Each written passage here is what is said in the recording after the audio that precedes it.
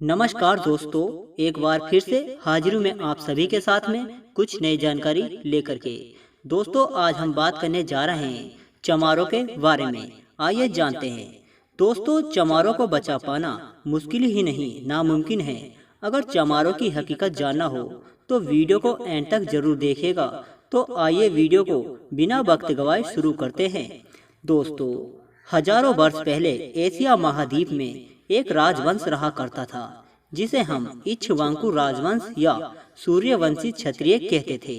इस इक्ष्वाकु राजवंश से सब घबराते थे। इसी वंश में भगवान गौतम बुद्ध, अशोक सम्राट, चंद्रगुप्त मौर्य जैसे महान सम्राट पैदा हुए थे। लेकिन आजकल कुछ हिंदूवादी इस परिवार का हिंदूकरण करना चाहते हैं, जबकि सच्चाई यह है कि इक्ष्वाकु राजवंश चमारों का वंश है। चमारी सूर्यवंशी क्षत्रिय हैं और बुद्ध के वंशज हैं। आइए जानें इनकी महत्वपूर्ण बातें।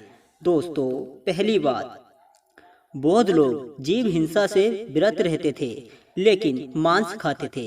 अर्थात वो किसी भी जीव को काटकर कुर्बानी देकर या बलि देकर मांस नहीं खाते थे, बल्कि भारतीय बुद्धिस्ट सिर्फ मरे हुए जानवर का मांस खाते थे, जिसमें कि जीव होता ही नहीं था। इस प्रकार जीव हत्या नहीं करते थे और पूरे भारत में ऐसा करने वाली सिर्फ एक जाति थी, वो है चमार जाति। आप बड़े बुजुर्गों से पता कर सकते हैं। दूसरी बात, पूरे भारत में जनश्रुतियों और लोक कथाओं में चमार को ब्राह्मण बड़ा भाई बताता है।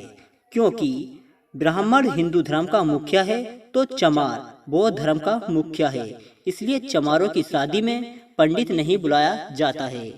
तीसरी बात, रामायण में और कुम्भरालिक भट्ट की किताबों में बुद्ध को शूद्र लिखा गया है और रियल में भी चमार को मुख्य शूद्र माना गया है। अन्य जाति कभी निशाने पर नहीं रही। चौथी बात, समस्त जातियों में सिर्फ चमार जाति ही ऐसी है जो गरीब होने के बावजूद अपनी आन शान पर मिटती है, और इसी जाति में आज भी राजी साहिब गुण झलकते हैं।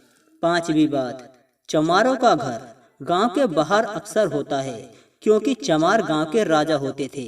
इनको ही गांव में डीड बाबा कहा जाता था। छठी बात, चमार जाति से बौद्ध धर्म छीनने के बाद उसे धर्म विहीन कर दिया गया था और अछूत इसलिए बना दिया गया था कि यह जाति फिर से कहीं बौद्ध धर्म ने खड़ा कर पाए।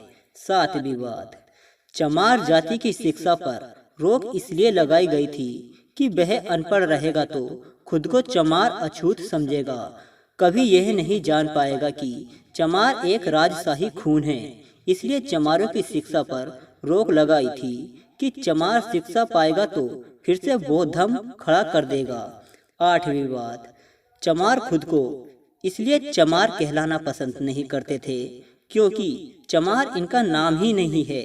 इनका नाम तो सूर्यवंशी क्षत्रिय था, इसलिए चमार आज भी खुद को चमार कहने पर भड़क जाते हैं और लड़ाइयाँ हो जाती हैं। नवीं बात, ब्राह्मणों में जिस तरह शुक्ल शर्मा आदि समर्थक जातियां हैं, चमारों की भी समर्थक जातियां थी, जैसे कि कोरी चमार, नोनिया चमार, तांती चमार, दुसाध चमार, पासी चमार आदि। लेकिन चमारों की सत्ता विलुप्त होने के बाद इन सबको फूट पड़ गई थी। 10वीं बात, जो भी जातियां आर्य नहीं थी वो चमार कहलाती थी, और ऐसा आज भी है, चाहे मौर्य हो या नोनिया या दुसाध हो या अन्य शूद्र ब्राह्मण, सबको चमार ही कहता था। ये सारी बातें जो ऊपर लिखी गई हैं, ये बर्मा और तिब्बत के बौद्ध ग्रंथों में इसका प्रमाण है, और अधिक जानकारी हेतु आप बाबा साहब की लिखी किताब शूद्र कौन थे उससे पढ़ सकते हैं। अंत में दोस्तों, हर चमार से अनुरोध है कि इस वीडियो को किसी अगले चमार बौद्ध भाई के पास जरूर भेजें, ताकि उसको भी यह पता चल कि उसका खून भेड़ बकरियों का खून नहीं है, बल्कि हर चमार महापंडित है, सूर्यवंशी है।